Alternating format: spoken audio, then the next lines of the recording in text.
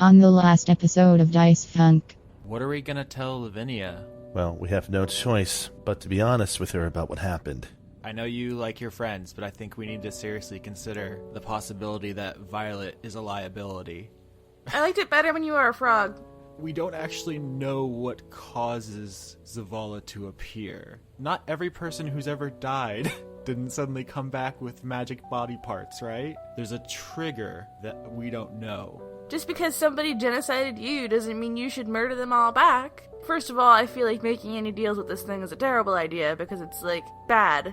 I'm going to go to where it is, and I'm going to put my staff to its throat, and I'm going to make it do what I want. I don't know if you're going to have that option, Welch. Well, yeah, you've brought my fetish back, so the drow are going to be here in 10 minutes. If I try to walk past you right now and go collect my professor, are you guys going to get in my way? Yes. And I also just sent a message to the captain of your ship to leave without you. She took the staff? Yep, she was holding the staff, and in a cloud of blue fire and lightning, she is gone. So she was trying to kill you so that you couldn't help anyone else.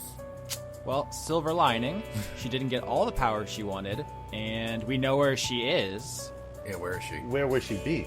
The Feywild? Specifically, probably where the Cascades overlaps with the Feywild. That's Unicornucopia. Because time doesn't move at the same speed in the Feywild. So in a week, it'll be 10 minutes later there. Right. And we can just go to where she's about to pop out and just immediately gank her to death and take it back. And then we have the cool spear. But that still means getting airborne, and that still means dealing with the drow. I want to take this very, very far away. I can't get very, very far away on the boat that I have. So you want us not to get revenge, and you want to take gnomes from us. It will explode. You can't come collect this. We will come into Bullywug Village and we shall inspect it to make sure Welch is gone. And then when we are satisfied, we will watch you throw it into the ocean. Everybody calm down. I'm gonna keep you safe. All Bullywugs, go home with your families. Crit! Yeah! Lavinia averts the wholesale slaughter of the Bullywug Village. Yeah. And you guys have brought peace to the Cascades. Damn. It was a hell of a roll.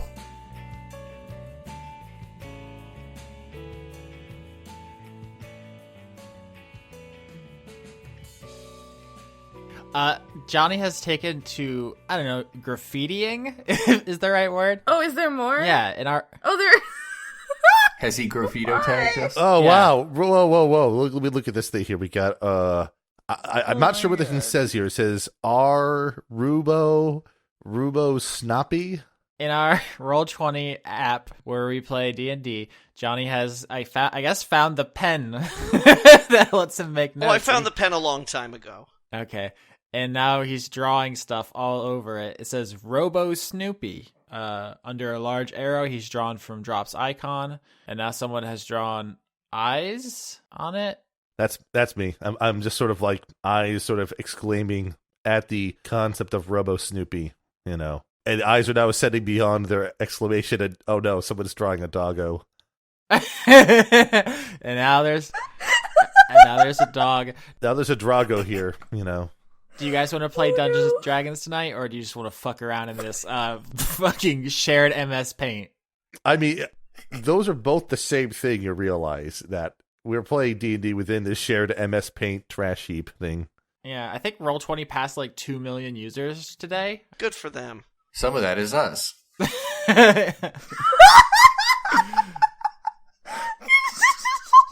We're very thankful. Also, now this dog has blue hair. It's a mohawk. Okay. It's a blue mohawk. Those are supposed to be sunglasses, but it's hard to do that on a laptop thing. I thought it was an eye patch. It's a pirate dog with an eye patch and a blue mohawk. If only Violet was reincarnated into a dog with a blue mohawk, we would all be dead by now. Oh wait, there's the earring. Now it's a real pirate dog. Oh, this is good radio. It's a radio drama. Serious time.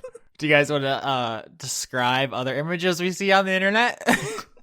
I can describe my seeing Alias sort of sitting at a table in the library, his head in his hands, wondering how the hell did we get out of that last situation without everyone dying?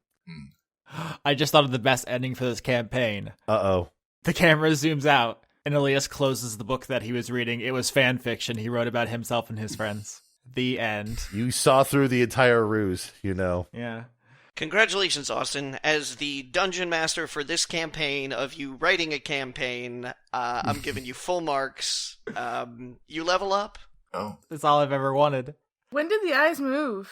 So 6 minutes in. Somebody's drawing eyebrows. They're putting eyebrows on it. Guys, we can't. We literally can't. This episode will be unpublishable if this is how we conduct ourselves. Also, there's kind of like downer stuff going on in the game, so it's gonna be super whiplash. I feel pretty good. I'm ready to go. All right, so let's talk about the Drow occupation of Hole in the Earth, because the Drow army has been let into the city, although Lavinia pacified the populace and prevented any violent conflict. The Drow are still kind of... they think they're the best. They think they know what's right and what's going to happen here. They've basically taken the run of the place. They cordon off Welch's lab and the library for their own uses and investigations. Yeah, but Austin, Yeah? now that I'm intimately familiar with your Dungeon Master style, my reaction to that is, well, fuck 'em, I got mine. There you go. We didn't completely screw everything up. So what you're saying is, since you guys actually succeeded in something, Yeah. you're not really interested in any of the fallout from that thing? I don't know, I've been picking my moment to try and gloss over some of your flavor text. Oh, that's good. This is very good. That moment is now. I've been waiting. I've been waiting for what I think is the right time. But I mean, you know, it's your show, so by all means go ahead. That's come up in 7 months in the making. And I do like how it reflects on me that I haven't really tried any extended flavor text that was interruptible. Yep. But basically what this boils down to is the Drow take Crusher aside to interrogate him. I think Sildiel, Alias, and Lavinia try to keep a low profile as martial law kind of descends upon the village. While I'm trying to think what the correct military term is, but let's say like a squad of Drow escort Drop and Violet to the surface at bow and arrow point to dispose of the fetish. So they have you at a distance, but with arrows trained on you. Where exactly am I, and like what am I looking at? You're marching through the tunnels up to the surface. The agreement was that you guys would throw the fetish into the ocean in return for the gnome prisoners and then not slaughter. So you're being taken to do that. Is that okay with you, Leon? Yes. Okay. What about Team Small? I have a thing I want to do. Okay. I have sending now. Okay, we'll talk about level ups in a bit. Okay. Because you guys have finished the Cascades arc, which means you're going to level up. But I think it makes sense for there to be a story explanation first instead of just like divine inspiration. Okay. Leon, Yeah. do you think I should just throw the fetish back into the cave? Hey, I mean, whatever, makes you happy. Whatever explodes the most things. Alias is talking to his mother, thinking, I sure hope that Drop and Violet don't cause an unexpected murdering of a massive drow, thus ruining this temporary ceasefire that they have forged. And once again, fucking up all my hard work. She says like she's the only one that did any hard work. Ugh, honestly. Dryads, always taking all the credit for the work. I seem to recall you doing tons of damage to that spectator. Drop and Lavinia snipe at each other from several hundred yards away. That's all that Lavinia uses sending for, is to just backsass Drop. That is great. But I am going to try and be sneaky and keep an eye on Crusher because I'm worried about him. Yeah, he's taken away for interrogation and then eventually released from custody, as it were. And he comes over to you guys. He's like very badly injured. He's like limping, and I think he probably has crutches or something. He's not in great shape, but he tells you guys the bullywugs have all agreed to tell the Drow it was Welch who killed Gwendolyn. Sweet. And so the Drow are 100% focused on Welch. They think she's behind everything, and they're looking for her, and they're not currently peeling Elias's skin off, which is probably what they would do if they knew what actually happened.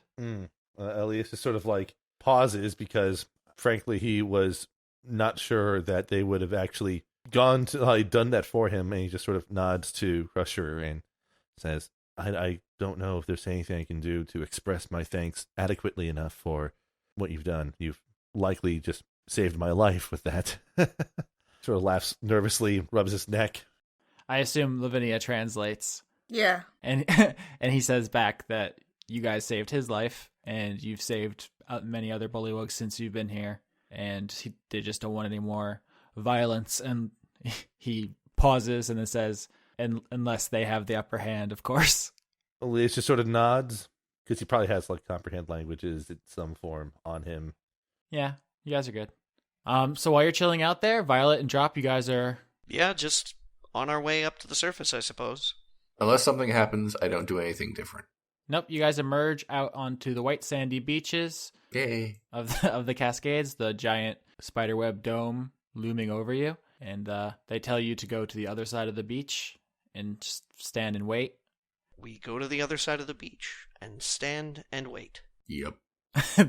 They are very impressed by our ability to follow orders. Yeah. One of them walks over to the dome and does some magic, and it peels back. Did they pull a rabbit out of a hat? They do all kinds of cool stunts, magic Okay. stunts. Yeah. All right. Because if there's an endless handkerchief in here, I had a vision earlier this week about how Drop is gonna die, and I just won't put up with that. I should incorporate your 3 a.m. tweets about Drop's deaths into the campaign. But no, one of the drow opens a hole in the dome, which is something that apparently they can do. You guys really didn't explore that much, but it's fine. Mm-hmm. And there is now kind of a portcullis window out, and then they back up. Like a portcullis or like a porthole? It's a circular hole. I think both are words that we can use. We're among friends. First of all, I'm gonna look out the window. Just look out. Yep, you see the ocean. It is very blue. Just the ocean? Yep. All right. Then out it goes. And I just want to address before I inevitably get totally owned. Yes, porthole was the word I was looking for. Portcullis is a thing on a castle. Yes. Yeah. Listen. It may have influenced what I was going to do, or how I saw the scene, possibly. Okay. So to confirm, you are disposing of it? Yeah, I don't think I really have much of a choice, because we can't go back in if I have it in my pocket, because if I get close to the drow, then it's going to explode. That would be difficult to sneak past them. Yeah. Just gotta go, but, keep your distance. Oh, I don't like how drow smell. You whisper to Violet, you're like, I don't think they're going to do a cavity search. You should be fine. And then everyone explodes and dies. Yeah, alright. So yeah, it's going out. All right. And I'm gonna make it super visible too, so that they see it go out. They're like, nice. Or how can I do nice in a Russian accent? Nice. Nice. That's very good. Very nice. Very nice. But they approach you hesitantly, unsure if you're going to explode, and when you do not, they close the porthole There you go. behind you, and then basically walk away. They're not interested in you anymore, and so they leave and go back down the tunnels. What do you think, Leon? Do you think maybe we should What is our, how do I put this? What is like our immediate goal, like right in front of us? Because there's a lot of moving parts. Yeah, like what's going on with the in the first place, the gnomes? We haven't had a chance to secure the gnomes yet because we're still dealing with the drow occupation inside of Hole in the Earth. Mm-hmm. So we haven't secured a gnome yet. All right, well then we're gonna head back to Hole in the Earth then. Yeah. All right. I really like the phrase "secure the gnomes." Yeah. We want to go on a shopping spree. We want to make sure to get the best doorbusters for the best gnome. Sure, you get all the gnomes on the grocery list. In any of the drow cities, every Friday is Black Friday, So you just go there. Oh my god. Ha! That joke was a hate crime. What? I Um, don't hate good deals. What are you talking about, man? Oh, this episode is a disaster. Back with Alias and Lavinia and Sildiel and Crusher. Crusher says, my condolences. It's a shame about Ziggy. Are you guys going to be staying for the funeral? Well, What? Because Vinny hasn't been told yet. Nobody told Vinny. Right. And this is where that conversation from last week comes into play, as Vinny looks from person to person for explanation. What's happening? What? Elias just sort of raises a hand and says, we didn't have time to really explain during, well, everything that was happening, but our efforts to save Ziggy had failed after he casted Cloud Kill. But everyone else made it out. Well, I don't know what specifically happened. I know that my mother was able to secure me, and Violet was able to secure Drop, but the Cloud Kill must have succumbed to Ziggy, and no one was able to get him out of there in time. I'm gonna take a walk. Vinny's gonna take Hunter on a little walk. Oh, Because she can't handle it. And she's thinking about, wait, isn't Violet really strong? Couldn't she have carried 2 people? with one hand, probably. Yeah, Probably. Also, Ziggy's probably not that strong, heavy too, so. yeah. Also, that Crusher says that the Drow are gonna finish securing the place, and then they're gonna let us go ahead with the services. If you guys want to attend, I know you have to leave soon. He doesn't have Vinny to translate for him, so. Oh yeah, I thought you said you had Oops. comprehend languages. Elias has comprehend languages on himself. I mean, he just sort of nods and does a gesture to express thanks. He gives you finger guns, which is the new. I knew it. I knew I it. don't understand what they mean, but I like them for some reason. Yeah, So. it's just the new thing. It's the hip thing all the kids are into. Yeah, I noticed all the other bullywug just sort of doing that at each other ever since Drop has come by. That trend setter. Yeah. Drop and Violet, you guys are coming down the tunnels. You're getting back to Hole in the Earth. The Drow are standing guard outside. They see you coming, and they hold a hand out, and they say, "Papers." We made a deal. I'm just fucking with you. I don't care. You can go in. Alright. Frogs don't have papers. Thank you. And then as you walk away, you hear them basically memeing on you as you go. Are they memeing on us? Yeah, Okay. they meme on you real good. Okay. Which memes? The dankest memes, obviously. They're probably dated too. Uh-huh. They're probably like dabbing and stuff like that.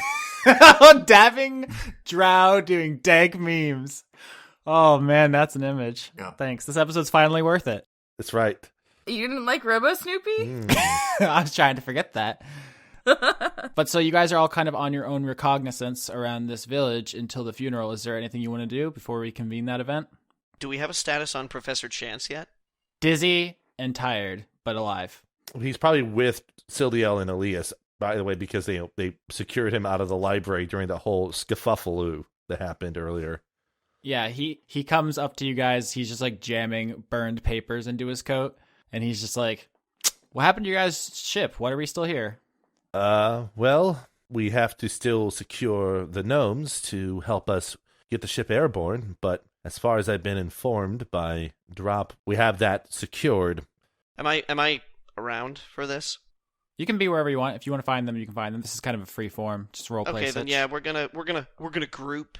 Cool. Let's come together and feel all right. Everyone but Lavinia and Hunter are together. I suppose the thing that would be nice to do would be to stay for Ziggy's funeral, or the service that the Bullywug are planning on doing. I hope Vinny comes back sometime soon. She did not take the news particularly well. Then again, that was not surprising, to say the least. I'll come back when the funeral starts. I'm just visiting with frogs right now. I'm just hugging a lot of frogs and crying a lot. Are you just going frog to frog and hugging them? Yes. Nice. So I guess at a certain point, someone wanders over to Drop and Violet, because they recognize them from the negotiations, and says, we're going to leave the gnomes on the beach. We're bringing them up right now if you want to collect them. Apparently you guys have a ship, so the sooner you guys leave, the better. And then the Drow walks away without waiting for a response. Okay. Violet is kind of like putting everything together. And it's like, oh yeah, we're collecting gnomes, right? Mm-hmm. The whole set. Gotta catch them all. I don't even know how many gnomes we were able to secure. Did you find out how many they were going to give us? I mean, they were giving us all of them, Drop, but how many is all of them? I'm not so good at math.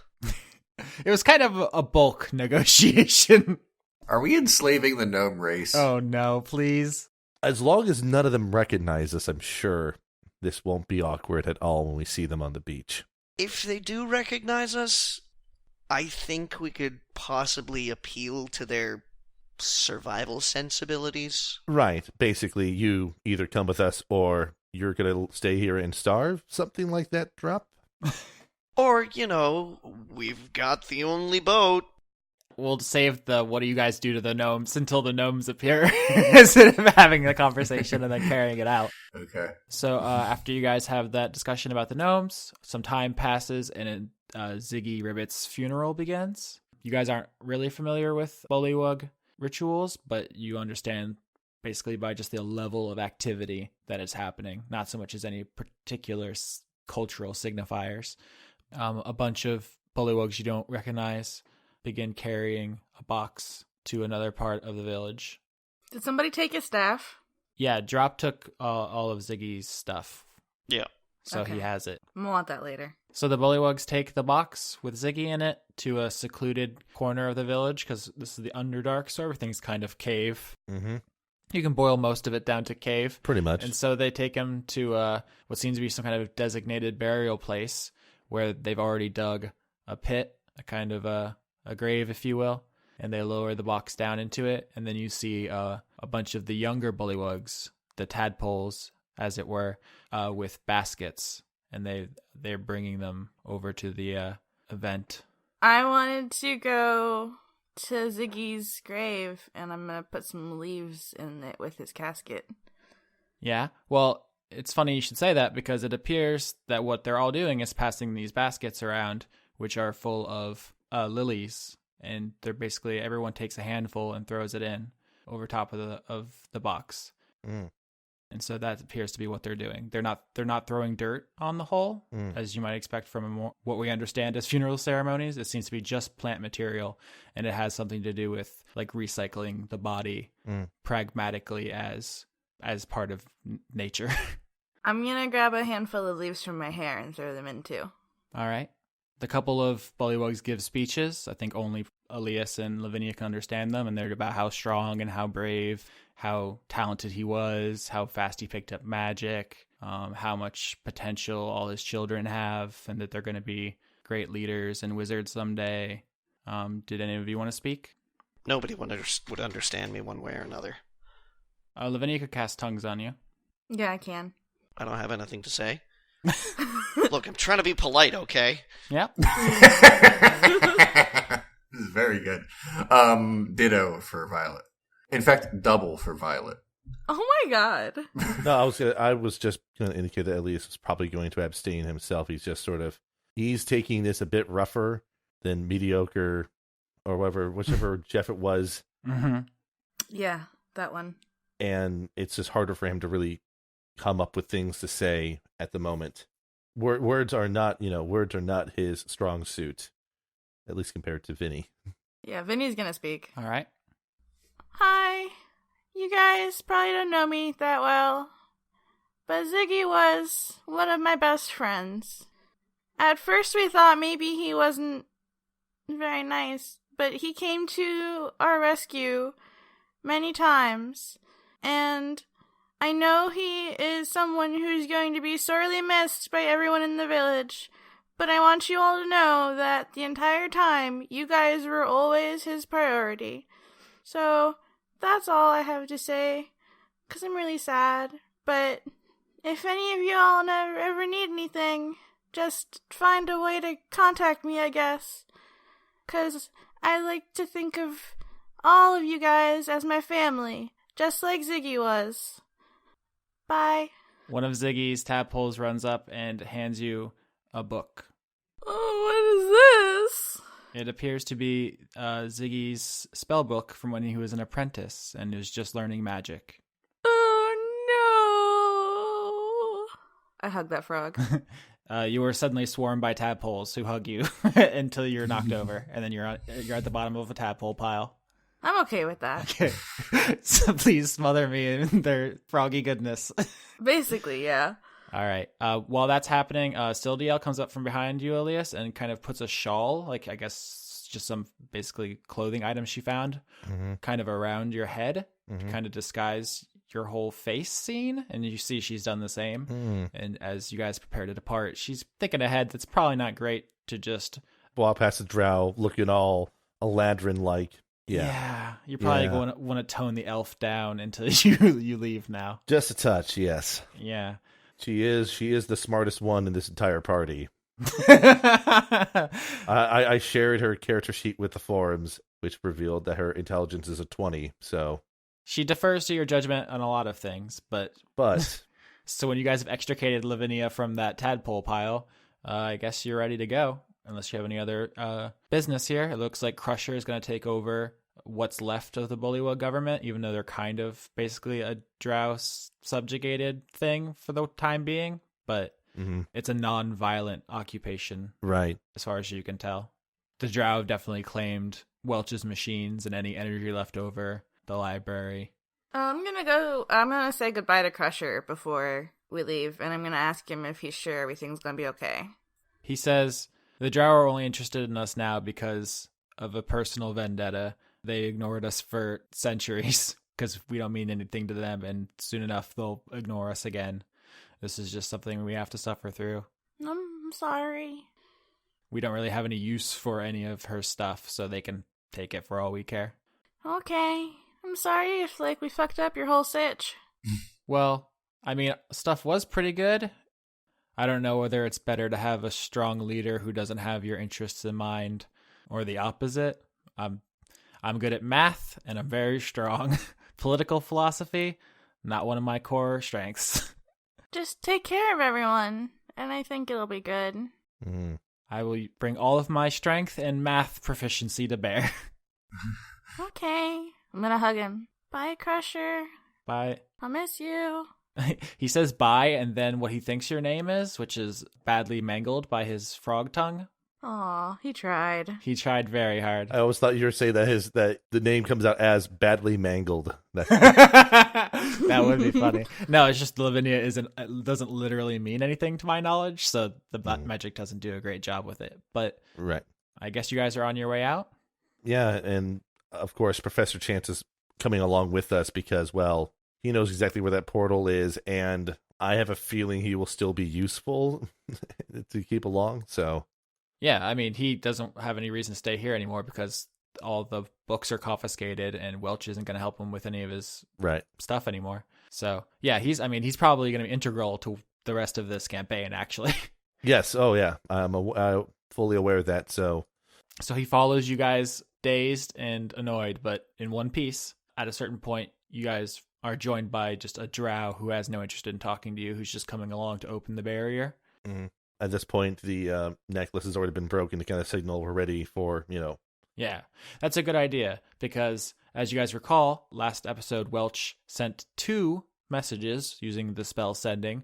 One was to the dormant golem, which had been spread in various pages throughout the library in case of a need of it, which she used one sending spell to awaken, and the other she sent to the captain of your ship, in her words, which you presume is Isaac, with a message to leave you behind. And you're not exactly sure how that resolved? Yeah. Once the vial is broken, you assume somebody will come back for you. Yeah. Hopefully Joan, since it's only one reason why that vial would break. It's a good question. I'm surprised you guys haven't been more worried about it, but you guys make your way out onto the white sandy beaches, and you see 5 gnomes shackled ankle to ankle to ankle, sat down in a miserable huddle in the middle of the beach, and the 2 drow who are guarding them see you coming with some exasperated relief and sprint off back down the tunnels, finally relieved from their duty of guarding them. These guys look emaciated, very tired, bruised, traumatized, spider-bitten. They look like they've spent this entire campaign's length of time being terribly neglected in a drow prison. Well, then I'm going to roll medicine on them. Aw, I love it. And attend to some wounds. Oh. 25. Holy cow. Nice. So many wounds. Hottest nurse ever. Nice. You walk over and you immediately start looking these guys over, and there's nothing broken, and nobody has any open wounds, which means none of them are in immediate danger. They're just vitamin deficient. Exhausted, apocalyptic amount of stress. Then I'm gonna say to them, don't worry, you're safe now. We have pickles. Oh my god, I love pickles. Wow. We also have really soft blankets for sleeping on. But mostly pickles. Oh, I'm really more excited about the pickles, guys. It's my thing. I'm a gnome. We've established this. Violet, can you give me a perception? Yeah. Oh. I know you hate it. I don't mean to do this to you, but it is relevant. All right. Here. That, I guess. I don't know. 12. All right, with the 12, you look at these gnomes, and there's a deja vu sense that washes over you, but you can't really quite pinpoint why. There was a glitch in the Matrix. Yeah, you see these gnomes, and you're like, something familiar about them, and then it passes. Okay. Can the rest of us roll shit to see if we recognize any of these gnomes? You could, but none of you have. It would not be relevant to the rest of you. Oh, okay. What gnomes has only Violet seen and the rest have not seen? Or had face-to-face contact with. Yeah. It's not a big secret. This is just one of them is Captain Park from episode 2, which you whipped off your hat in front of him and he fainted dead away when you were a unicorn. Okay. It's been 29 in-game hours, I realized. It was last year. Okay. I'm just saying, he doesn't recognize you because you're a different species, but potentially you could have recognized him. Instead, these are just 5 random-ass gnomes for all you guys know. Well, I'm able to roleplay this pretty well because I don't remember that at all. Amazing. But the drow asks you guys, do I open now? Or you go? Possibly. I don't have a way of confirming if our ship's on the other side quite yet, but... Can I try to send a message, like a cantrip message, to see if the boat's 120 feet away yet? I mean, it's a cantrip. You can literally do it infinitely. That's... Okay. Yeah. I'm just gonna try to send one to Joan and be like, hey, are you guys 120 feet away yet? All right, so kind of how I was expecting that answer to be was Lavinia just sends messages over and over and over until she gets a response. Yeah? Yeah. All right. That works for me. So it takes, how long has it been since you broke the vial? Broke the vial basically during the back end of Ziggy's funeral. All right, so it takes a couple hours before Lavinia gets any response, and the drow starts getting incredibly impatient. At one point, it looks like it's going to just leave and abandon you, but it has orders, and it does not. But it is very frustrated when suddenly, Lavinia, you get a response. You were sending it to Joan, you said? Yeah. And she says, oh my god, where are you guys? Kay's going to kill him. Who? We're on the beach. Isaac, he tried to leave without you. Oh, I can't explain that. Just tell my dad to... Hold on, I'll just tell him. Let me just switch. So I interrupt my message with a message to my dad going, hey, that's not Isaac's fault. Calm the fuck down, Dad. Or I'll yell at you when I get back. I'll be very mad. I won't talk to you anymore. You're gonna reverse ground him. Yeah, this time you're grounded. Look at me, you're grounded now. All right, so you guys know that the ship's about 120 feet away. Mm-hmm. Okay, so I guess we're gonna tell it to open. All right, the drow very frustratedly does the magic to make the dome recede, leaving a window for you guys to see out, and you see a ship going right towards you at just Mach speed, as if it was intending to ram through the dome to try to get through to come in and save you guys. I'm gonna message Joan. Don't ram the dome, please. She says, it's not me, it's your dad. I'm gonna send a message to my dad.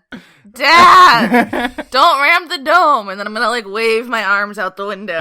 All right. He does a 90-degree drift on this ship to not slam into you guys and instead pull up for you to climb aboard, I guess? Yep, climbing You aboard. guys all going? We won't belabor the whole you having to help the gnomes one at a time in a long chain. Mm-hmm. I don't know, Austin. I think we should roll Yeah? for every single one. How many NPCs is this now? Let me check. Let me do this math. This might be exciting. There are 12 plus 5 gnomes. There are 17 people on the Violet One now. Cool. Those pickle stores are going to be devastated. I thought Joan could make food, though, so can't she just make more The pickles? pickles are a joke, yes. Joan has to spell. It's called, I think, Goodberry. Yep. Not to be confused with Good Burger, home with a Good Burger. Can we take your order? Yep. Goodberry is a great ranger spell. I think a druid spell also. Yeah, it essentially means you never starve. Yep. It sounds like a strain of weed. Okay. Well, here we are, folks. So as you guys clamber up onto the ship, you see as the window into the Cascades closes behind you, the drow flips you guys off. Oh, well. I'm gonna blow it a kiss.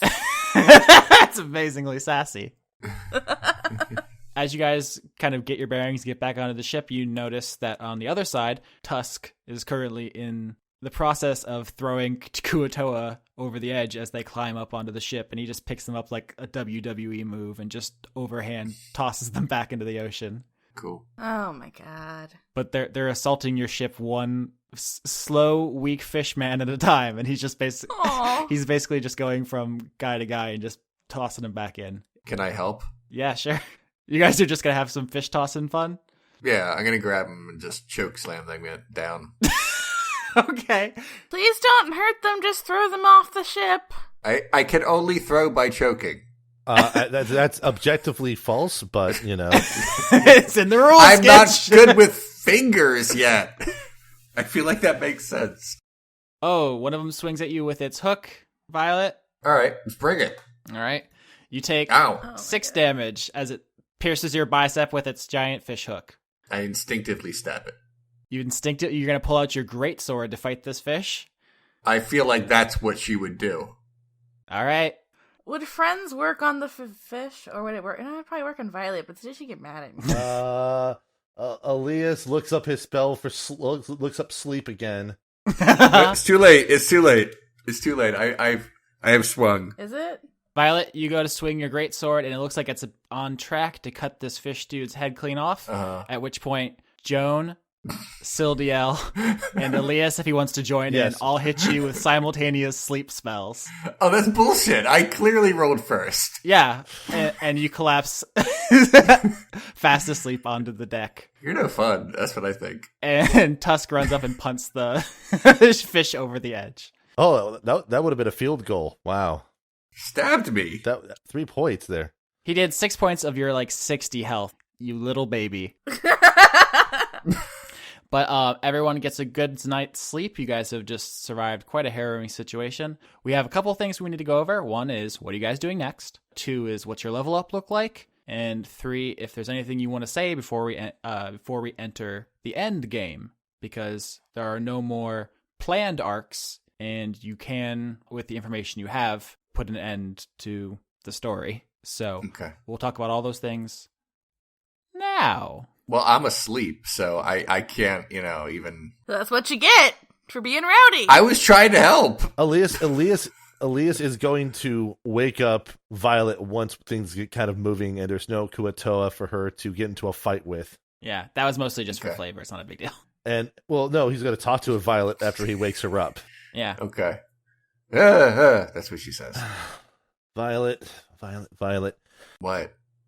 I'm going to need to find out a way for you to use that impulsiveness of yours more effectively. There were fish monsters. Yes, and we didn't need to get into a fight with some of them because that would cause all of them to start attacking us. And we can't take out all of them, at least not practically. I feel like I can, but all right. What is practically? I think what we need to do is to spend some time training you a bit now that you're still dealing with new limbs and a new means of inflicting pain on others. I'm more than happy to spar with you to practice you up, as it were, in a more nuanced way of using your fury for good. My fury is always for good, but yeah, we can wrestle. It's fine. Oh, no. We're not going to wrestle. We're going full steel sparring here. Okay. Are we going to do this off camera, or are we really going to Yeah, off camera. Okay. Then we do it, and there's a montage, and I'm in a silhouette over a sunset. Yeah. That happens. I would like to do the level up scenes, but since they happen while you guys are going, I want to establish where you're going first, if that makes sense. My assumption is the first place we're going to go is either going to be Tiger Mountains or the Ragged Woods. I'm assuming that is one of the two. Well, let's say this. Once the confusion about Welch's message is cleared up, Kay unties Isaac and takes him out of the barrel he was stuffed in below deck for trying to leave without you guys. And he is put back on the steering wheel while you guys all have a giant 16-person meeting to discuss everything that you wanted to discuss? Because right here, let's get all the plans, let's get all the lore, let's get all the character arcs. Anything you leave on the table after this point, we might not come back to. Right. Because it could be either death or glory. So let's get it all out on the table. Right. Well, I'm going to try to think who would logically start. I think it's probably Joan, who says, so what now? We are going to the Feywild, ultimately. 2 reasons. 1, to get to Welch and both stop her actions and possibly use some of the resources she's acquired to aid us in dealing with Zavala. And then secondly, because I'm probably going to need to appeal to the Archmages for their assistance in this matter. They're going to be really impressed with my coat. Sildiel nods vigorously, and she says, yeah, I mean, 1 Archmage is worth all of us put together. They could honestly probably do a much better job than we could. My only concern is time flows differently in the Feywild, and the Archmages are known for many things, but swift action is not one of them. There will be hearings and inquisitions and interrogations and legislation, and I just want to put this out here because I do think that is the best chance we have of stopping Zavala. But if we go to the Archmages, we lose the prime material. We will not be able to get them to take action in time to save this plane. Do you think there's one that, like, because you said even just one is better than all of us put together, do you think there's one that we could convince into swift action? Like a particularly emotional one or something? Or tawdry one that's susceptible to blackmail? One approach we could take is try to express the immediate threat as demonstrated by Welch's actions of not just Zavala, but any entity that seeks to override the wishes of the council. If we could get one of them alone, then yeah, perhaps we could convince them to take swifter action. The problem is when we enter Mithrandane, I mean, they're going to know. Like, there's not like any clean way of isolating one of them. We're all going to be like taken in for interrogation, and it's like the time scale is like, if we go there as we are planning to, like, we have to do the damn thing. Like, every minute over there is so much here. Drop lifts his coat up a little bit and says, "Would this be useful at all?" I mean, it's been very useful. It's saved a bunch of lives. It's a good coat, but like, but the fact that it's Lotharian's coat, it doesn't carry any weight. I don't think it would necessarily persuade them either way, even if it was being offered as an artifact for one of the temples. It would probably add another month to the inquiry as they try to figure out where you got it and what they should do with it. Oh, and by the way, they would definitely take it from you. Okay, well then we can just pretend that it's a nice coat. Okay. My mother's point is simply that the moment we move to the Feywild, if we were to go down that route, the time here will accelerate so fast that the rest of the world flooding is nigh inevitable. Yeah, once we go through that portal, it's go time. Unless there is a way for us to simply interact with Welch, get what we can from her, and then immediately jump to Zavala, which I'm not sure if we have a means of doing so cleanly. At this point, Professor Chance speaks up and he says, I mean, my plan was to use the energy to run a bunch of calculations to trace the portals back, but every plane vibrates at its own frequency. That's how, like, she can plane shift, as she has the frequency for the prime material in the Feywild. So if we had anything from Zavala's plane, I could get the frequency from it and jump there directly. I just have never had any access to that. Drop makes a very, very special effort of staring at Joan's leg. Joan's leg is a Modron leg that her girlfriend kind of modified for her as a prosthetic. It's not extra planar. All right. Vinny's gonna speak up. What about, because I'm assuming Drop told us about the vision in the temple and that's all all that shit. on the table. Yeah. What about Lita's eye? I don't know if it's like a diamond or some shit that showed up there, right? Maybe she'll let us take it, maybe? Yeah. I mean, if we could get access to any of the body parts that Zavala bestows on people, maybe that would work. And this is Austin out of character now. I hadn't thought of that. If we can get to the black hearts, we might be able to get directly to him, although we still have to decide if we want to first stop by the Feywild to grab Welch, because her weapon is the only one that probably has a chance against him. Good ideas. This is good. This is a good sesh. Could some of us, I know splitting up is bad, could some of us go to Welch and some of us to the Blackhearts? Problem is, anyone who goes to Welch, the time scale is going to be different. So you going to the Feywild could end up causing you to be gone for days relative to us. Also, just never Scooby-Doo it. You just don't. I'm sorry. It's just not a good idea. By the way, sorry to break the mood, but Sheriff K runs back, and he has a a liar for you. Oh, thank you, Dad. You're welcome. You're ungrounded. Thank you. But I'm watching you. Okay. Have I looked through my spellbook yet? That's what we're gonna do during the level up stuff. But I know if you want sending, obviously that would be super helpful.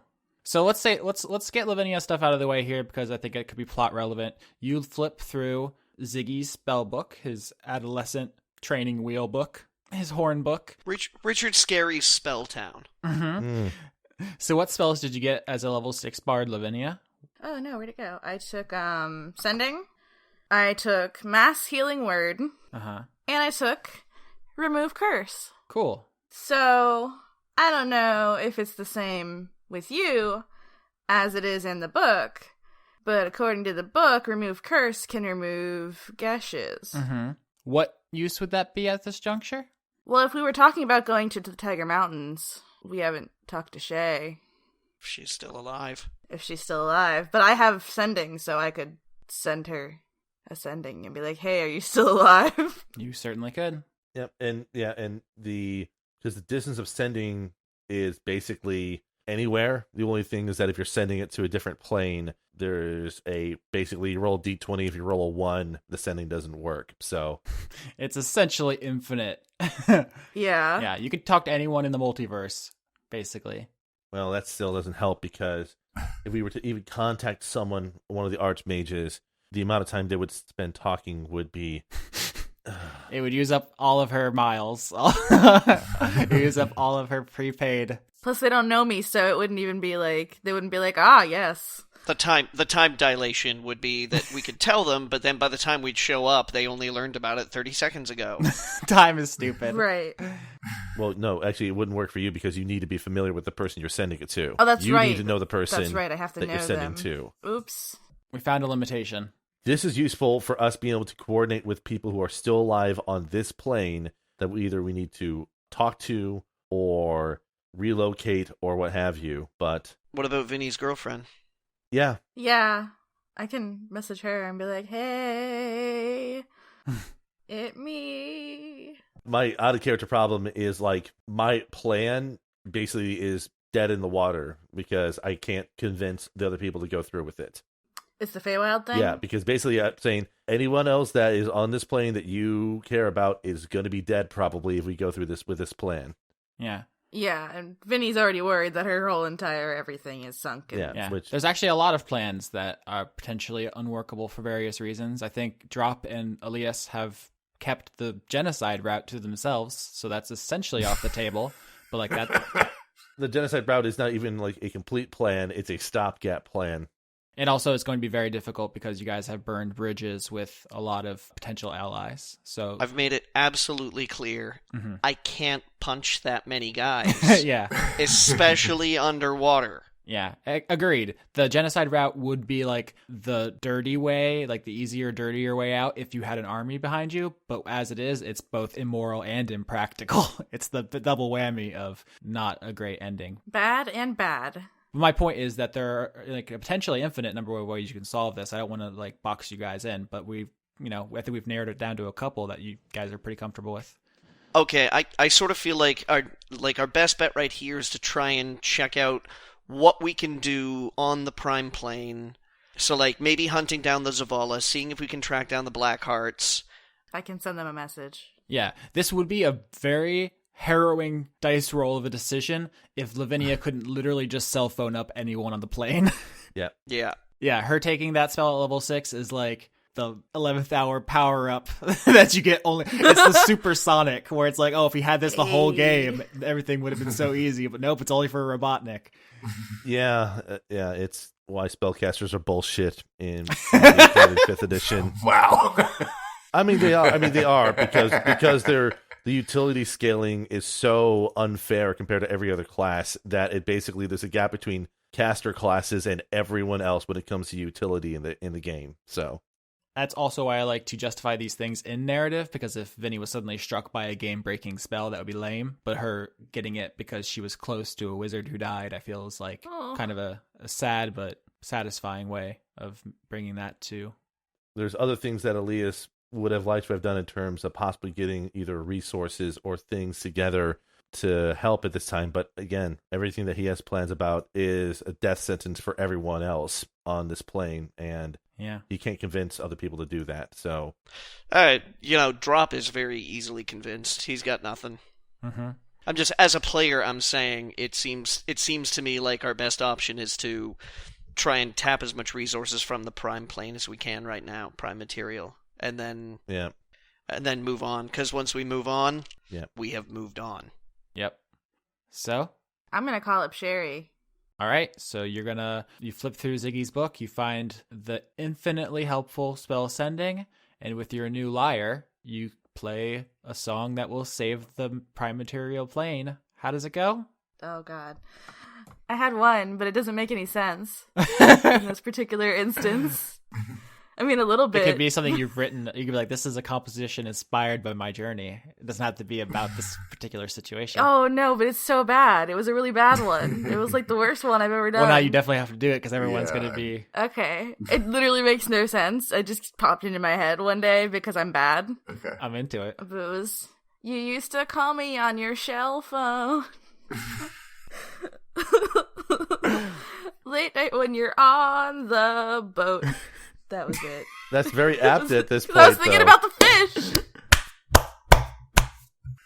You're saving the world with a psychic telephone call while you're on the boat. I know, but there's no shells. It's fine. It's fine. There are shells somewhere. It's a metaphor, man. God. I'm like sweating now. I'm so embarrassed I'm sweating. Everyone loves it. It's okay. What is the message you send to Dr. Sherry, Noel MD? If you get this message wrong, everyone dies. No pressure. It's not lupus.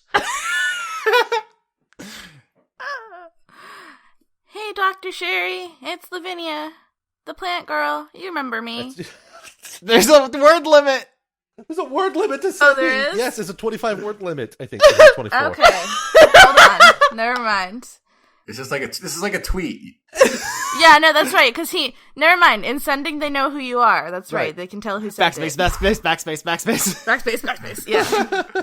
Wait, Johnny, did you just say it's not lupus, combining the house medical joke with the Latin name for dogs? I may have. Yeah, I picked up on that. Fuck, that's a good-ass joke. Don't sleep on that joke, folks. That was a good joke. You did. I did. It just, came to me in waves. I'm used to this, all right? Yeah. So that's an episode name. It's not lupus. It's just that if this was word funk, it would have been 30 more seconds, and I would have said, "Do you get it?"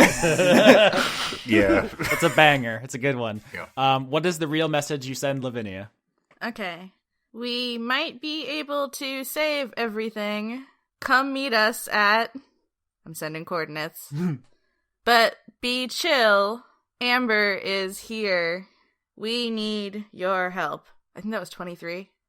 Peace out. Yeah. Instead of coordinates, is there some place specific you want to tell them to go? Because I don't know that you guys have longitude and latitude. Coordinates. Damn it, I was hoping somebody would. I still want to try and see if I can talk to Shay, but I don't know how everyone else feels about that. We can go to the Tiger Mountains. We go to the Tiger Mountains. I mean, basically, at this point, the other thing we have to remember is that the gnomes that are on the ship currently are going to be working to help us get this thing to be airborne, right? Yeah. If you want to ask them? Yes, that's one of the things that Elise will be talking to them about. Okay, I'm just going to say meet at Tiger Mountains. Okay. I'm trying to think if she would send the message in her accent.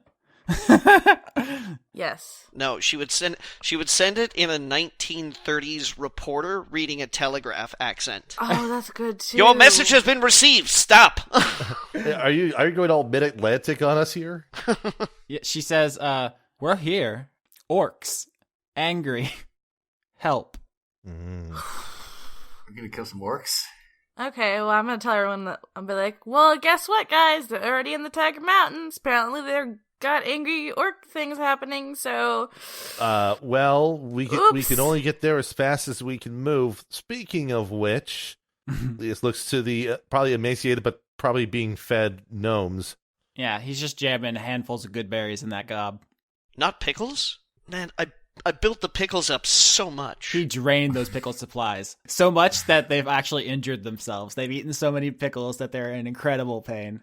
Like, their tongues are doing that thing where, like, their tongues are raw because it's too salty. That brine, though.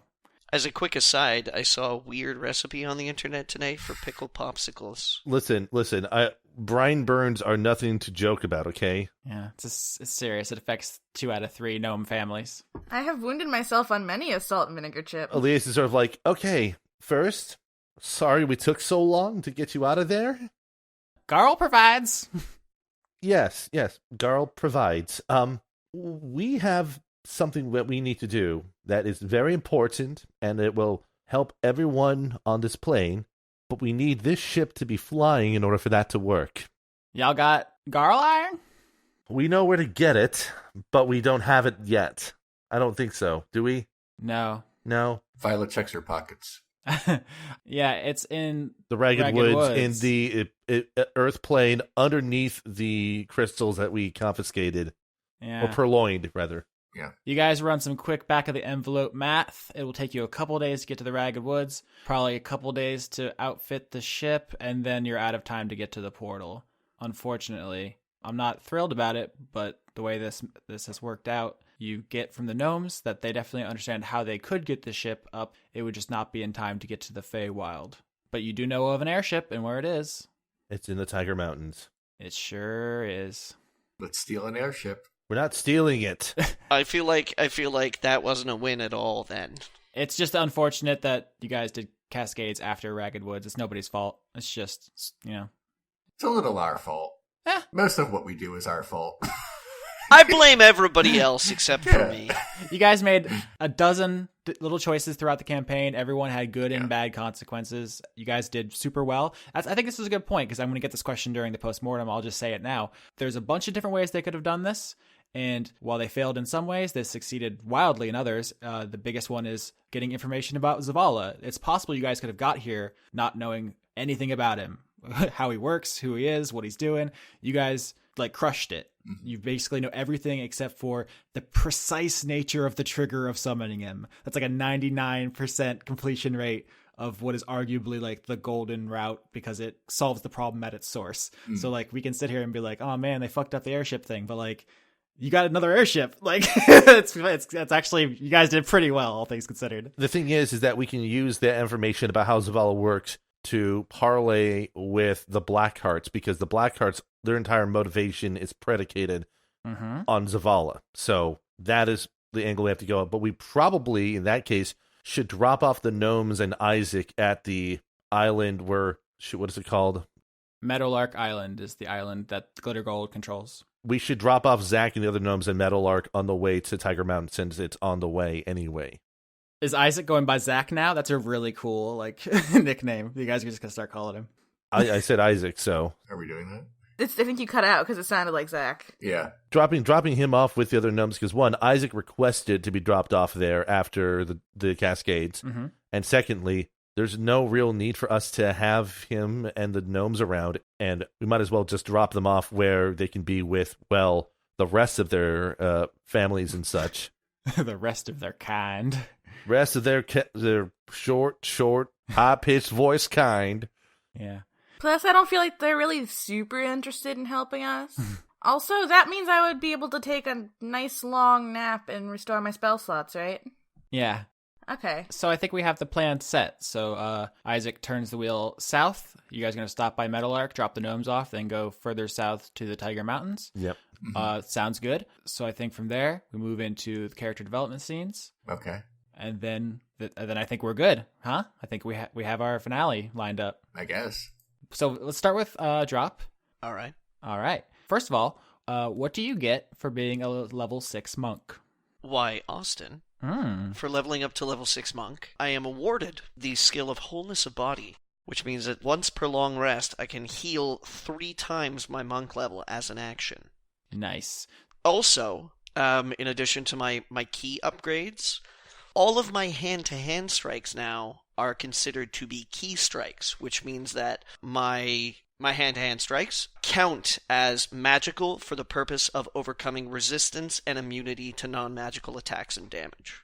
Okay, so this is actually a big deal because, as we discussed previously, you guys have lost access to your magic items, so a lot of things are resistant to regular weapons, but not Drop's fists anymore. Drop's fists can punch anything. Sad Punch Boy is really good at punching, and also being sad. Now, is there any particular narrative way you want to explore this? Like you were meditating and all of a sudden like your cheek scars healed up and you're like, wholeness of body. Or like were you punching something or somebody? I was thinking wholeness of body was more about like him trying to pick like pieces of his teeth out. Oh, Jesus. You know, that like, because I'm assuming that it didn't just go clean through the sides of his jaw, you know, and then like leave everything else intact. So I think he was probably just practicing some home dentistry, and while like maybe just moping about it, it started to heal. He started like some of the teeth kind of like bound back together again, and he was like, "Oh my God, if I stop complaining and just concentrate enough, I can make teeth." Being a monk is so cool. But then actually discovered that it's really less about, you know, making teeth and more about healing damage. Yeah. I just get so relaxed. My body just like makes more of me. It's like it's back in, man. Yeah. Yeah. And as far as the key strikes go, I just kind of imagine that in, you know, the area that Drop has been staying on the ship, he probably set up some training dummies and things like that. Because an important part of being a monk is maintaining your training regimen, as well as like your meditation regimen and things like that. So, and I guess at some point in time, maybe this time he's like trying to really convince himself that he can make a difference, and maybe you know, like nobody has to die, and it's gonna be okay. And then, you know, he goes all Fist of the North Star on it or something, and just like beats the shit out of this training dummy that was like previously a match for him, but then he just shatters it. I like the image of Tusk makes you like a little training dummy that looks like Welch. Yeah. You guys explain what she looks like, and he's like, "All right, we gotta get pumped to punch this bitch." And then, but then like immediately afterwards, he gets like really sad and apologetic because he was like, "Oh no, I broke the training dummy you made for me." Oh, Tusk says, "Drop, not only should you not worry, but I just want to say it's been an honor fighting by your side. You're one of the greatest warriors I've ever known, and I look very much forward to us being the two strongest people left so that we can fight to the death to decide who's the strongest." Drop kind of like looks behind him just to check and see whether or not Tusk is talking to somebody, like if Violet walked in the room or something. And he's like, "Oh, that's one of the nicest things that anybody's ever said to me." Oh. And he starts to tear up a little bit. Oh. Aww. Yes, the tears of a warrior. Good. I'm glad you understand me, Tusk. We shall harness this emotions to destroy our enemies. As well as some flavor. Let's go get some lunch. Oh, you guys go make snacks. All right. You're gonna bond over a hot sausage. Well, oh yeah. Okay. and that's the name of the fanfic that explores the rest of that scene.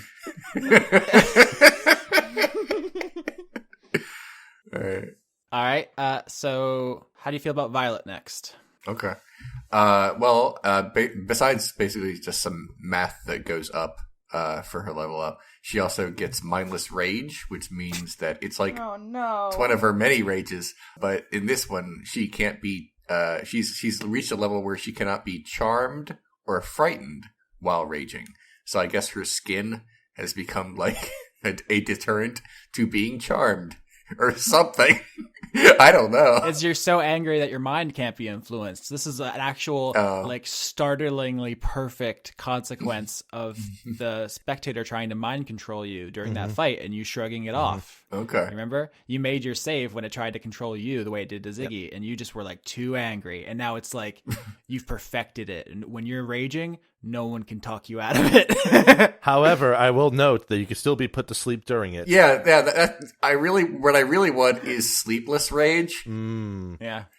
I hate that spell so much. But yeah, that's basically what's up. All right. And I think, Violet, you probably go up to take your turn at the wheel to drive on the way to Meadowlark. Of course. Yeah. As Isaac hands it over to you, he says, "Man, I'm gonna miss this ship. It's nice. Yep. It's named after me. You gonna be okay without me?"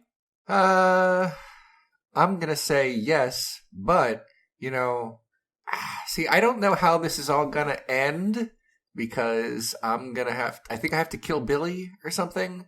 I don't really know the plan, but if, for example, my head gets cut off, like as a possibility, you can have the ship, because then, I can't drive it when I'm dead. Seriously, dude? Yeah, bruh. Thanks, man. Sure. All right. Have a good night. I'm gonna see you in the morning. Yep. All right. Violet presses all the buttons. Yeah, he takes off and you push buttons, and then like a minute later, Judy comes up with a bottle of whatever just heinous hooch she's managed to scrounge up hidden from somewhere. Mm-hmm. I'd like to think she made her own moonshine. Like she's been getting Joan to like purify seawater or something with magic, and she's just been that's what she's been doing to keep busy, is just making the most disgusting alcohol. And she says, "Hey, I hear you like to party." Before she even finishes her sentence, Violet grabs it and says, "All for Violet!" All right. She downs it and then sort of like grunts and flexes like the ultimate warrior. Judy says, "Joke's on you. I got another one." And you guys spend the night drinking. Okay. Cut to a Always Sunny in Philadelphia, and then everybody dies. Yeah. Violet's like, "I'm the best ship captain in the world," and then it cuts to Violet crashes the ship. All right. Before Violet passes out, she says, "Hey, you want to know a secret? Yeah. I know how to get Zavala's attention. Yeah. We have to almost die. I heard. So what I'm thinking is I turn this ship right towards land, and all at once, and then Violet falls asleep." Okay. All right, that's a good scene. Off in the distance, Alias, while in his trance and able to hear this, says, "That's a bad idea." So what does Alias get at his next level, which I think the audience is going to be surprised what it's in. I know I was. So I'll give you a hint. Okay, Elias's next level is not in Rogue, and it's not in Wizard. Elias's next and probably final character level is in Fighter. Great. Because of course it is. So there's two reasons for this. Actually, three. Mm-hmm. One, he gets a D10 for a hit die as opposed to a D8 or a D6, which is always nice, which means his hit points is now at a robust 37 as opposed to a 27, which is nice. He picks up a fighting style, which is defense, and he gets the second wind feature from Fighter for his first level, and technically now he has proficiency in all simple and martial weapons, up to medium armor and shields and stuff. And the other reason, narratively, is, well, conventionally in second edition D&D lore, where the Bladesinger was originated as a kit for elves, it was specifically a kit for the rogue, mage, fighter, multi-class elf. So I figured might as well go full Bladesinger on this build here and give him at least a level in fighter to sort of complete the trinity. So that is where Alias is at the moment. He basically picked up a level in fighter in his effort to improve his sword play and to prevent himself from getting hit during a fight. He doesn't get any ability to make his sword magical, though, which is a bit of a problem he's going to have to deal with. Still, you get sneak attack from Rogue, you get spells from Wizard, and now you're hardy from Fighter. You're a pretty dang good character all around. Yep, and also his armor class is now 18 if he kicks on Blade Song, which is good, but it's not as good as his mother, because Sildiel's AC is 22 when she has Blade Song up. Actually, it could be 24 because she also has haste as a spell. Oh my god! And if she triggers shield, it goes up to 29, which means it's mechanically impossible for anyone to hit her on the party unless they crit. Probably a good place to introduce this is when you and Violet are sparring, like you're teaching her to really get the best use out of her fingers, and you're like, okay, Violet, now you hit me, and then at some point you realize she can't. Violet is mathematically incapable of hitting you with her sword. That's for Sildiel. For Alias's a maximum AC would be either 23 or 25 if Sildiel casts haste on Alias.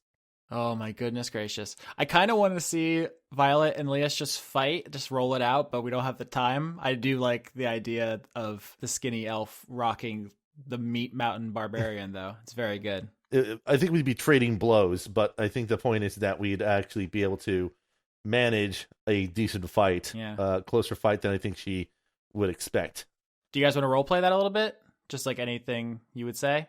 Like Alias would sort of be sort of like approaching this like almost like he's going to just a fencing duel. He's standing there with a rapier in hand, nothing in his offhand, wearing leather armor underneath his clothes, and I'm sure Violet's just standing over there in his She-Ra outfit, slinging that giant great sword over her head. Question is, would Violet rage out? Violet would naturally turn into a rage and then not be able to stop. Okay. So it would not be like a duel anymore. It's completely fine. Because here's the sequence Alias does. Okay. He opens up by casting False Life on himself to give himself some extra hit points. So he has an extra 10 temporary hit points to start things off. And then Blade Song's triggered, so you've wanted to roll an attack roll to see if you hit him. That would be the only thing I would want to see out of you, Leon.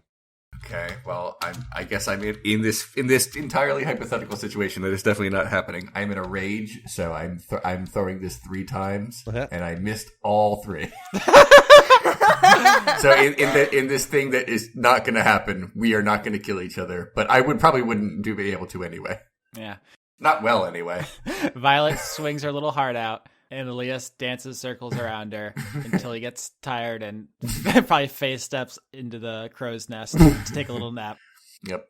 The only other thing Alias would be doing this time is actually more directly spending time basically praying to both Coralon and Sayanine for insight or guidance of any sort while he's preparing himself with the resignation that he might be going to die in an effort that might be futile, not see his father again, not see his home again, and possibly jeopardizing the life of his own mother. So he is, once again, kind of having a crisis, this time a bit more of a crisis of faith sort of situation.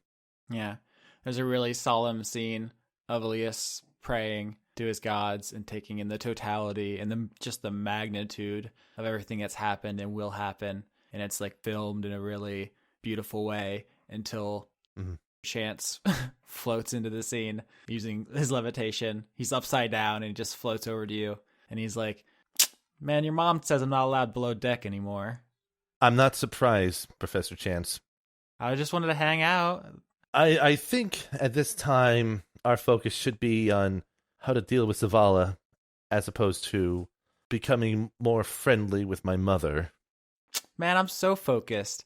You guys are going to need me. Do you know why Welch didn't just teleport into the library and snatch me up before she left? Why is that, Professor Chance? Because she knows I know all about planar magic. I got that planar binding. If she tried to get me, I had to make her stay there, and the drow would have come get her. You're going to need me, because when we go and we jump her in the Feywild, she could just plane shift away, and it'd all be for nothing. But you got me, and I'll bind her there, and then she'll be a sitting duck. That's good to know. I guess the only thing I'm concerned about is, well, once we get to her and we get whatever we can off of her, we're still basically going into a blind fight against an entity that may not even effectively have a body of any kind.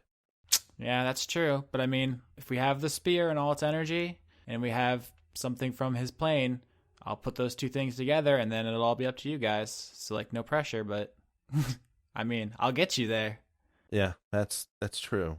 I still think that I wish there was just more that I can do to help us succeed at this task.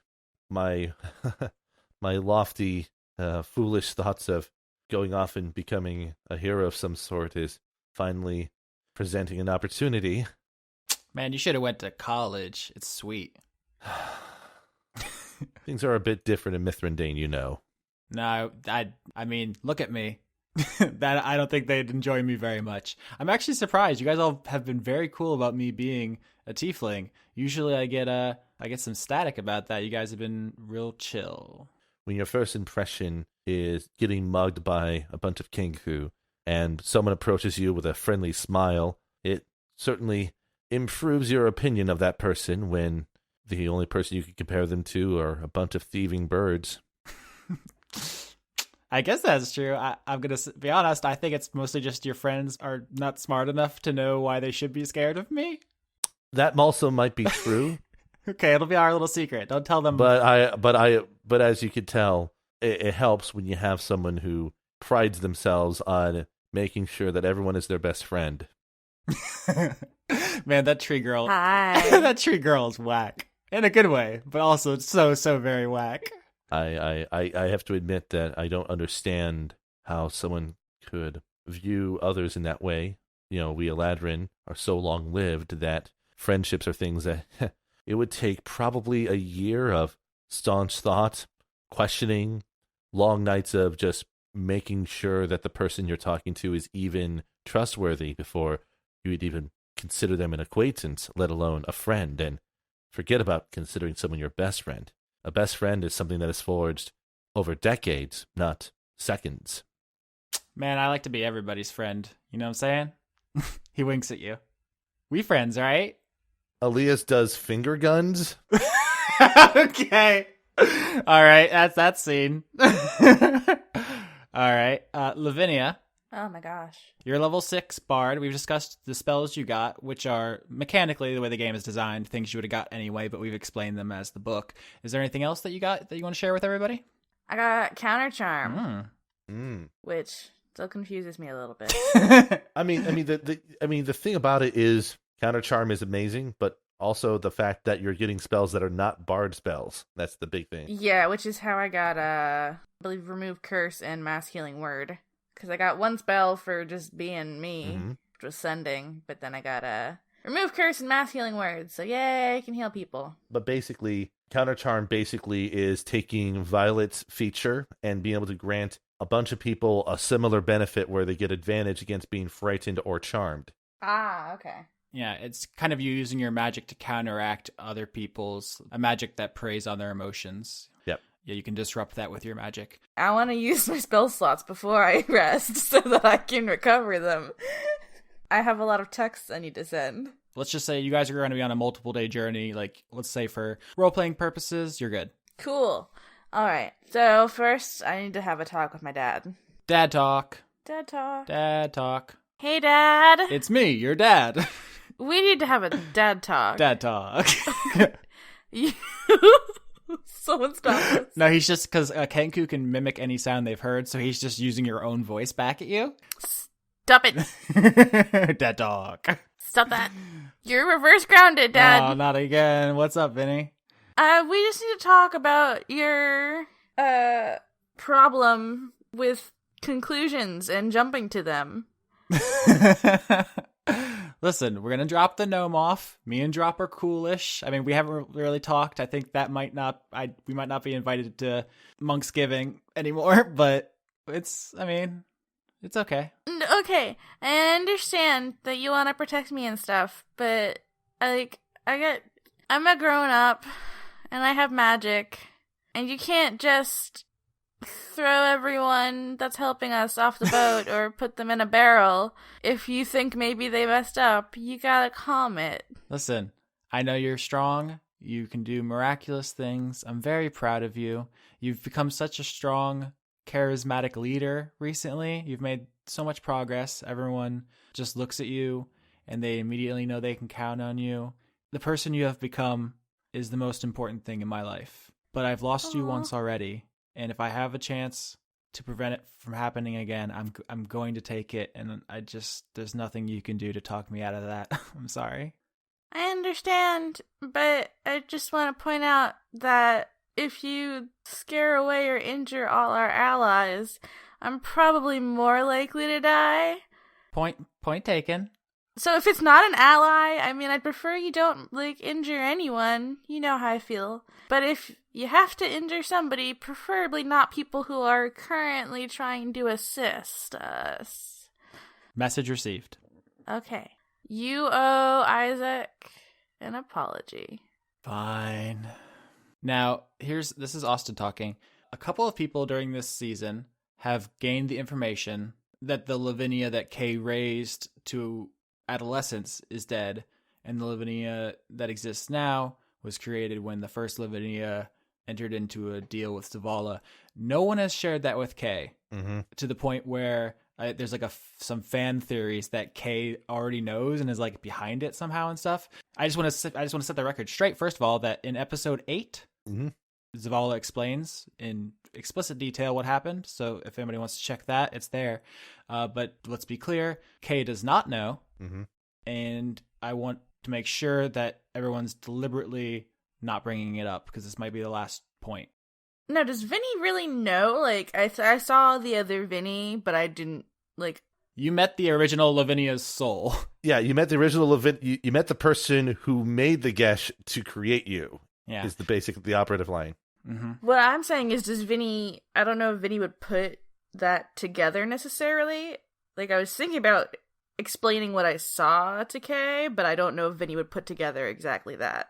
It's totally a valid character choice to be confused, to not know what to do with information. I just want to be explicit and make sure things aren't forgotten or left unaddressed. So You can play it however you want. Then I'm gonna have that conversation with Kay. Okay. And also, Dad, I don't know if this will make any sense to you. It doesn't make a lot of sense to me.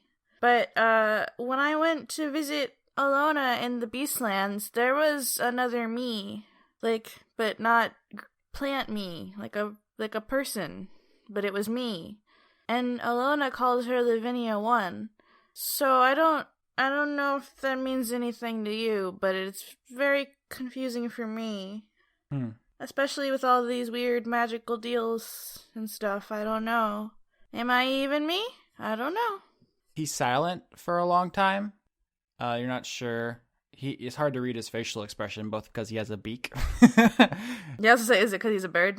And also because there's just a lot going on inside of him right now. And after taking the time to formulate all his thoughts, he says, "You are Vinny, and I love you, and that's all that matters.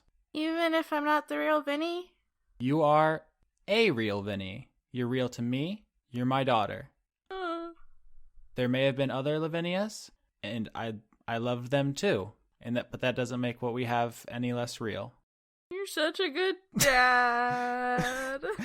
Listen, I know you. You carry around a lot of worry and a lot of doubt and a lot of anxiety about a million things, but you can cross one of those off your list, and that's that you never have to worry about whether or not I love you and about whether Moreno loves you. We have your back unconditionally. And when this is all over, we're going to go back to Spira, and we're going to have a huge feast, and everyone's going to be there, and things will be back to normal. It's all going to be worth it. I should try and get a hold of Dad. Other Dad. Yeah. Will you tell him hi from me? I will. I'll tell him you love him. Thank you. And then I hug him. But I also like to think that Hunter just is literally always attached to my hand. The camera zooms out a little bit, and he's right there. He's hugging Kay's leg, and it's like, what is he doing here? Yeah. You stay away from me and my daughter. Dad! Okay. Fine. Okay. So I have more people to talk to. Next stop, Joan. Okay. Lavinia, you go running off to find Joan, dragging Hunter behind you. I think you hear Joan and Sildiel in a cabin somewhere below deck, being like, arguing. "If I was there, I would have destroyed that spectator in a single blow, like this. Wha-chow!" And Sildiel's like, "Oh my god, you're such a pretentious douche." But they've seemed their banter has reached a point of like frenemy. You can tell where like they could just not interact, but they're choosing to, even if it's like hostile on the surface. Hunter and I are just gonna peep our heads from like around the corner. Yep. Like, hi. You peep in there, and Joan says, "Hello, little leaf and little fish. Sardine. I shall call you Sardine." Oh, that's pretty good. Hello. But I'm not gonna tell him you said that. I don't think he'd like it. Okay. Joan, I have a thing I want to do to you. That's a phrase. That was something there. That's her reaction. That was in character. Subtitles, laughs uproariously in Russian. Sylvia just looks at the camera. It's like, just shakes her head. I'm not part of this. This is not. Sildiel's like, should I give you two some privacy, or? I don't care. Do whatever you want. Okay. I don't actually know how Lavinia and Sildiel feel about each other. They haven't shared many scenes. I don't know. I'm just like, eh. I don't know if it's actually gonna like be helpful in the scope of anything, but it might be nice for you. So I'm gonna just smack a hand on her face. Okay. And I'm gonna cast Remove Curse. So Remove Curse is a weird spell in that it doesn't actually provide any mechanics for how it works. Rules as written in the player's handbook, it just removes curses. And I was actually curious because theoretically different things could have happened and you guys could have gotten this kind of early, and it was a possible solution to getting rid of the Geshes. I wasn't really sure how I was going to handle it. I was just kind of letting it ride. And which is more interesting, I guess, because you already have all the information. Like, I'm just going to be straight with you. If you just want to let everyone talk about it, that's fine. Is that interesting? I view it as a way to give thanks to Joan for everything she's done. Is sort of what Lavinia is doing. Like remove her burden, kind of. So, yeah, you put your hand on her face rather abruptly, and it shines magical light, and she says, What have you done, little leaf? I don't know if it'll work, but I hope it does. I cast a spell I learned on you. It's called Remove Curse. I hope it works. Oh, little leaf, I do not know if you should go around doing that without permission. Some of these curses are keeping us alive. Not me, thankfully. Oh, that's a good point. My injury has been taken care of, but if you had done that to Sherry, she would be dead now. Well, I don't think yeah, because her heart thing. Yeah. But I don't think I would have done that. Okay. But I thought maybe it could at least help you. Thank you, little leaf. The sentiment is very much appreciated. I guess I can just say Zavala, Zavala, Zavala now. It is very good. There is actually something I believe Alias does have to give to Joan as well. Yeah? The Joan Party. Joan Party. Well, because of the bandolier. Oh, yeah. Yeah. Like Alias just sort of like shows up shortly after Vinny just sort of like... Alias walks in the room and Lavinia has her hand on Joan's face. Alias is sort of like, this is honestly not the most unusual thing I could have seen when I walked into this room. I've walked in on some whack shit on this ship, I'll be honest. I've seen a lot of weird things on this ship. Listen, Violet acclimated to her body very quickly. The sleeping position she gets in, very... Anatomically unlikely.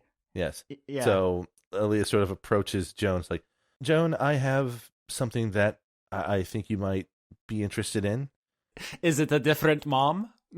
Do you have another one hidden? No, Joan. Sildiel rolls her eyes. It's this. He reaches kind of into his backpack and pulls out the bandolier and shows it to Joan. It takes her a moment to like recognize what it is. At first, she's just like, "You have brought me a belt." Okay, wait, what the heck? And she says, "Oh, from Gwendolyn." Yes. Surprise. Serves that bitch right. I suppose it was only appropriate for this to be returned to you, Joan. There are spells that could reattach this. I don't know if she would want to receive it from me, though. It's up to you, Joan. I figured at least that it would have some importance for you to at least see this, and as further confirmation that Gwendolyn was, well, taken care of. Now the House of Spy Masters will definitely lose the annual softball game. Mm-hmm. Then he's gonna say, "I don't know what's happening." Oh, little leaf. She says, "Thank you, Alias. I do not know how my meeting with Alita will go when we get to the Tiger Mountains, but That is not your problem. So, I'm not sure how the meeting will go either, but unfortunately, it looks like we have no other choice but to meet. yes. And probably save them because they did say help. Yes, things in some ways have come full circle, haven't they? Their first meeting was in an attempt to escape from the Blackhearts, and now it's our time to save them, I guess. And the season started with you guys shackled ankle to ankle to ankle, and then you've ended the season by picking up gnomes shackled ankle to ankle to ankle. There's a lot of bookends, guys. We're good at fiction. Mm-hmm. All right, Lavinia, did you have any other scenes you wanted to do before you send some texts? No. How many texts am I gonna get away? I mean, I only have one spell slot left for that, so I don't know how many naps I get to take. But So part of me wants to say, let's do whatever's most interesting. Like, I don't want you to just be like, I'm going to text 35 people. Buckle in, everyone. This episode's going to be a huge one. But, like... no, I had 4 people to choose from. Uh-huh. I wanted to message Sherry back if I could. Uh-huh. Potentially Shay, potentially Jem, and Moreno. Yeah. So here's what I'm going to say. It's going to take a couple days to get there, so you have it in your rights to do several texts over those days. I don't think it's great radio to listen to you send a bunch of texts. So why don't you send the one to your dad, just like catching up, and then whichever one you think is going to have the most dramatic ending to this episode. And then if we want to send any more, we'll do that like after you drop off the gnomes next episode. Okay, that works for me. Okay. Okay, so I'm going to send one to Moreno. I'm going to say, we are safe. Kay loves you. I love you. Are you okay? He replies back, doing super. The tree was being weird. Hope you're well. Give Kay love. Go get him. Aw, I hope he's not lying to me about everything being okay. I think you know Mayor Moreno well enough to know that he probably is sugarcoating it so that you don't worry about him. Like that is very much in his character to be like, no, it's fine. You know, don't worry about me. Go on your little adventure, Vinny. Even though like the waters are rising and they're out of money and food over there. So like he would never say anything different, but it's not, that's just the way he is. Yeah, but they're not drowned yet. He's not saying dying, please send help. He's just like he's just exaggerating the extent to which they're, living in a flooding forest. Right. Okay. And then I think I'm gonna send I'm gonna message Jem. Nice. I was hoping you would. This is gonna be good. That is that's a very good sound from Austin right there. Just like, it's gonna be good. So yes. excited. The DM peers over his shield. Okay, hold on. I have to count my words while I do this. So I'm trying to think. If we're using sending, does ASL count as 3 words or 1? I'm very, very sorry. I didn't mean to lie. I'm dumb. I'd like to talk in person if we can. Let me know. Sorry again. That was 25. Jem responds, no apologies necessary. Sometimes you have to do bad to do good. Someone will pay. I set my sail. Fly the wind, it will take me back to my home, sweet home. Lie on my back, clouds are making way for me. I'm coming home, sweet home. I see your star, you left it burning for me. Mother, I'm here.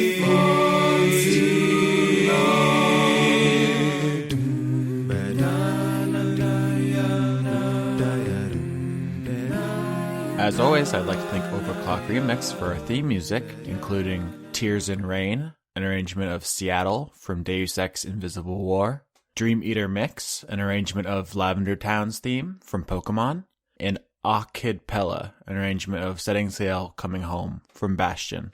Executive producers for Dice Funk for the month of January 2016 are Kirsten Haslinger, Extellaris, Joseph Timbrello, Andrew Grothin, Jade, The Cult of Gorfanax, Finch de Jong, Alice and Ansel, Tarka, Luke Powers, Michael Goodell, Brent, Irving Royale, Kevin Dobbins, Savarden Akrasimova, Carl, Brady Warner, Kitty Foe, James Neely, Eugene, Marissa Donaldson, Melanie Joe, Lana Seawolf, Toby Gleason Stack, Ruby Offer, Matthew Weber, Emmanuel Garcia, Sarah Handley, Melissa Booker, Cameron Abbas, Dylan, Gary Sayon, Anna Stuhlfarer, Sean, the host of Funk Dunk, Giorgio Rena, Harrison Andrew, Christopher Charlo, Jorit, Viger Arnston, Cody Jackson, King Waza, August Rue, Athos, Ingmar Gremmen, and Paul Mullen. You can help support the show directly by visiting patreon.com/Austin Yorsky, as well as supporting Leon at patreon.com/renegadecut. If you want to help out indirectly, you could always rate, review, comment, and subscribe to us wherever you found the show, including iTunes, Podbean, Google Play, and YouTube. As we move into the endgame of this season, I just want to thank everybody for sticking with us, supporting us, and inspiring us as we make this ridiculous, goofy show. But rest assured, if you thought we couldn't top Unicorn as a player character, you haven't seen nothing yet.